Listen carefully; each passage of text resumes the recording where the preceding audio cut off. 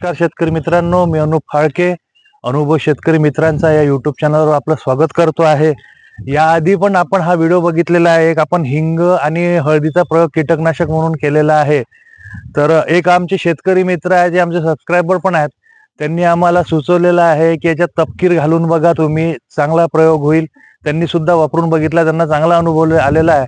त्यामुळे आम्ही सुद्धा वापरलेलं आहे. त्यांचं नाव नितीन पवार असं आहे. त्यांनी आम्हाला हे कॉमेंटमध्ये कळवलेलं आहे. आणि सगळ्या मित्रांना एक विनंती आहे की जे पण आपले अनुभव कळवतील त्यांनी आपलं गाव सुद्धा सांगावं, म्हणजे आम्ही त्यांचं गाव सुद्धा सांगू शकतो.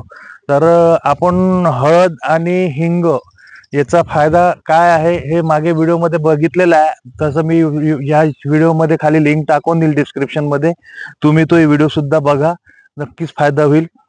आता आपल्याला काय करायचं याच्या आतमध्ये, फायदा म्हणजे काय याच्यात, जसं पिकांवर चुरडा, शेंडे अळी, माइट्स, थीप्स वगैरे हे येतात, याचा सगळा नायनाट करून टाकतो हा.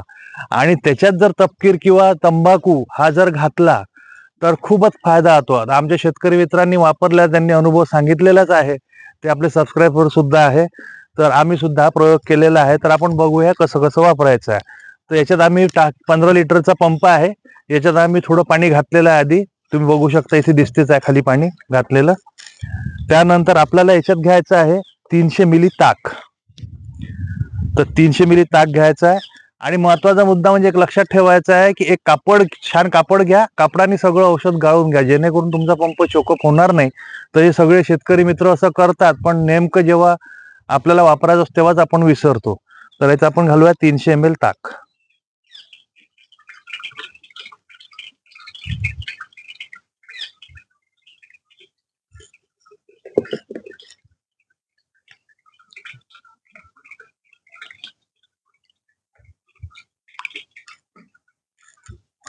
आपल्याला ताक घ्यायचा आहे.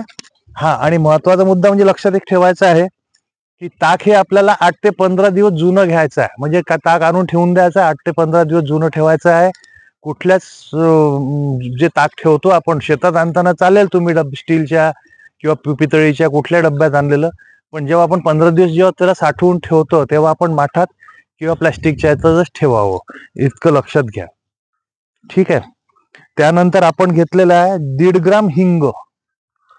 तर हिंग आपण कुठलाही घेऊ शकता, जो गड्याचा हिंग असतो बनेपर्यंत नाही घेतलेला बरं, अगर बारीक होत नाही. हे बघा, अशी डब्बी मार्केटमध्ये मिळते, कुठली पण कोणत्याही कंपनीची डब्बी तुम्ही आणली बारीक असलेला हिंग, तो वापरला बरा, कारण तो जो गड्याचा असतो तो स्टोन फॉर्मेशन मध्ये असतो. तर याची दक्षता अशी 1.5 ग्राम आपल्याला 15 लिटर पाण्यात घ्यायचं. याची दक्षता आपल्याला ही घ्यायची आहे का अगोदरल्या रात्री जर भिगवलं तर छानपणे भिजेला, बारीक होऊन जाईल.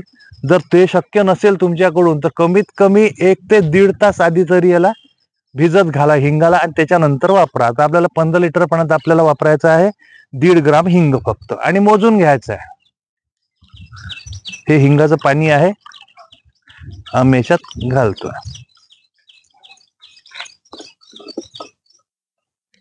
त्यानंतर हळद घ्यायची आपल्याला.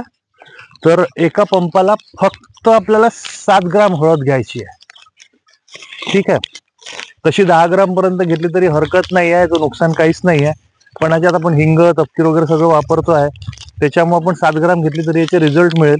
ठीक आहे. आणि काय काय फायदे होतात या सगळ्यांचे, याच्यात काय काय तुम्हाला माहिती करायची असेल तर तुम्ही जुना व्हिडिओ बघा माझा, त्याचं डिस्क्रिप्शन मध्ये मी लिंक देऊन देईल.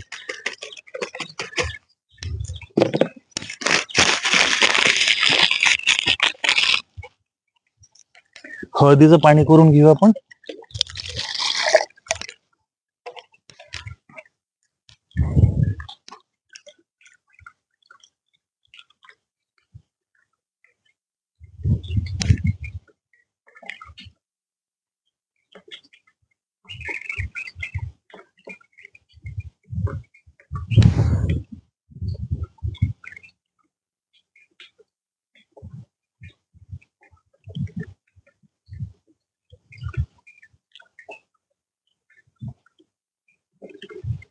आता आपण हळदीचं पाणी घेतलेलं आहे.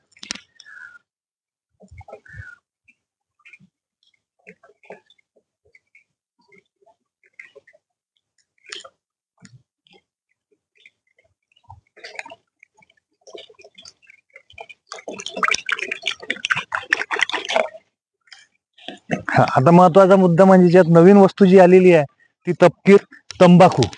तर आम्ही काय केलेलं आहे, आम्हाला भरपूर लागतं त्याच्यामुळे हे थोडं तुम्हाला याच्यात सॅम्पल म्हणून शिशीत काढलेलं आहे.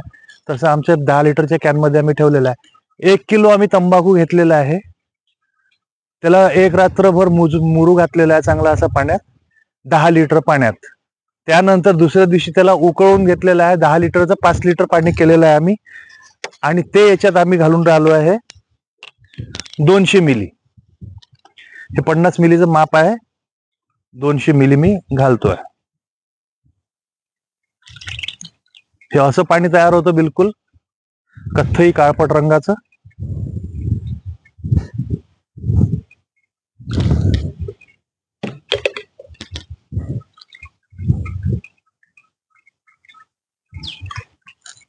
$200 मिली घातलेलं आहे.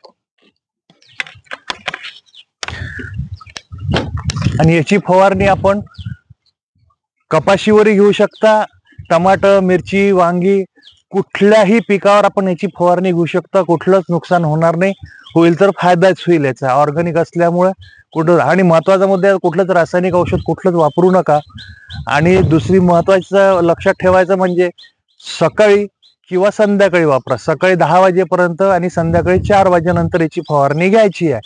आणि अजून एक महत्वाचा मुद्दा म्हणजे का झाडांच्या खाली ओल असणं आवश्यक आहे, किंवा ओलं जर नसेल, तुमच्या झाडाखाली ओल जर नसेल तर ओलीत करा, पाणी द्या आणि त्यानंतर फवारणी करा.